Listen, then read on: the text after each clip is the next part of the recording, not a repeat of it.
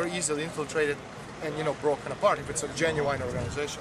So whether this is good or not good, I can't really tell you. I see a lot of people with a lot of very crazy signs, which probably is counterproductive, because the idea of this kind of thing, is opposition has to make sense.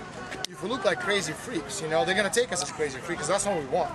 Because the idea is to have, people who have a normal 9-to-5 life, like people who scream, with a megaphone, I want anything to do with that. Because our job is to win the hearts and minds of the people who have families, who wake up in the morning, go to work, come home. We want these people on our side. So what is the story that you want them to know about the Bilderberg? Well, I want them to understand, separate fact from fiction. And unfortunately, there's a lot of mysticism about this, and most of it is wrong. And the reason that it's wrong is because people just copy and paste things from internet. Like, for example, yesterday I had, 10, 15 people who sent me an apparent list from this year, only it wasn't this year's list, it was last year's list. This is the kind of, journalism.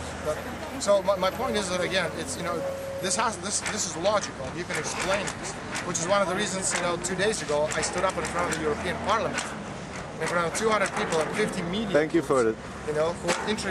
And I gave a historical speech in the European Parliament on Bilderberg, not because I'm a crazy freak, but because I can historically explain who and what these people are. So who are they and what do they do? It's a good question.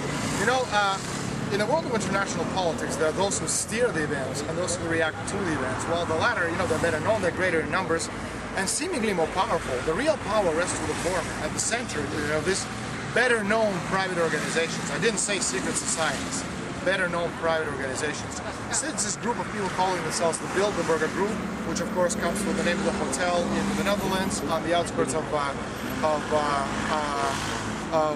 the capital of Netherlands, and I can't remember the capital of the Netherlands, Amsterdam, thank you.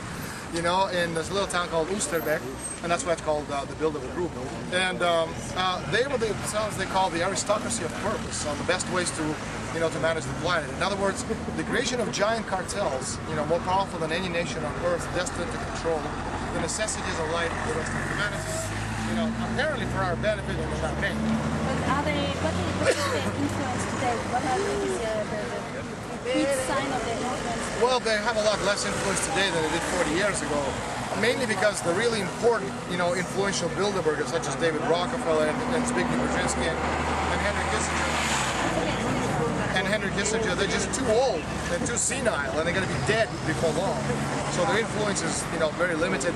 And the new generation of Bilderbergers, the baby boomers, they're just too stupid to really, to do anything to us. But the point is, again, the way they interact with other organizations. See, a lot of people think, it's a pyramid and all, evil eye. You have Bilderbergers, but it doesn't work like that. It's not a pyramid. It has never been a pyramid, okay? And there's a very practical explanation. If you're talking about a pyramid, if you get lucky, you can literally chop off the head, and then it's a headless organization. It doesn't work, like president, general director, regional director. It's rather lateral. It's circular.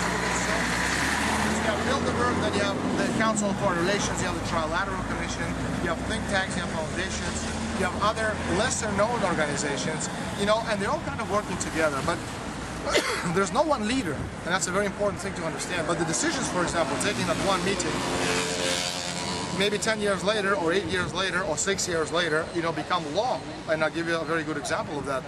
In 1992, Bilderbergers met in Evian in France, and they talked for the first time about the creation of the United Nations Army, under the auspices of the United Nations. And then it took them 14 years to actually put this through. And in 2006, when they met in Canada, in Canada, on the outskirts of Ottawa, Canada's capital, they actually discussed and more or less rubber stamped the whole idea.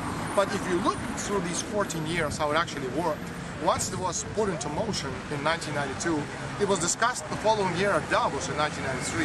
Then in 1995, 1996 was the key point in the European elections. Then when the war in Kosovo became, the front page news, everybody, especially the BBC, was talking about the need to create the Rapid Reaction Force, which was just, your version, European version of the United Nations Army. And then you see how it works? So it's like there's nobody, one individual who tells, you go and kill somebody or you go and do this. It doesn't work like that. Only simple primitive minds could possibly think, and which is why one of the reasons you know, the New York Timeses of this world have never been able to discredit me, which is why, you know, I stand up in front of the European Parliament with 200 people and 37, you know, 50 media groups from 37 countries wanting to know what I talk about, because what I say physically makes sense. Who is leading today? Leading what? Well, it's a very good question. You know, it depends who you talk to. If you talk to, you know, strange people like David Icke, you know, he'll tell you that the Queen of England is, you know, some lizard creature from outer space. If you talk to normal people, you know, What is your point? my point of view is like, for example, you know, when they tell us that David Rockefeller and company are the world's wealthiest people, I can tell you for a fact that they're not. Rockefeller's wealth is measured in maybe $40–50 billion.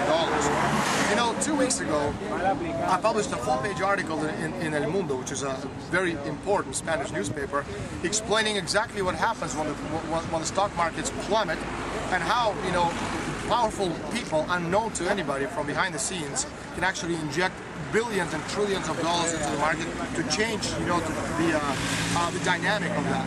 And, you know, I included one document with that. It's a group German industrialist family, KRUPP. You know, in one bank account, this man has $112 trillion.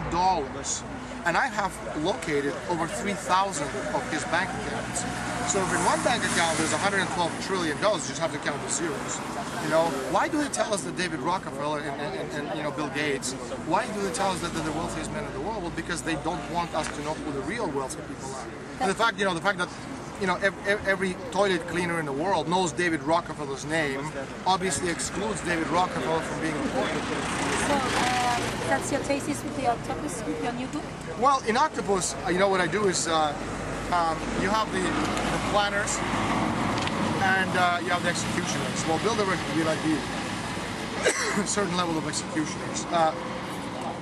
Above them, there's other organizations, other secret societies, well, really secret because nobody knows who they are. And one of them is Octopus, although in the real world it's not called Octopus, it has another name. I just called it Octopus because I've been told not to call it by its real name.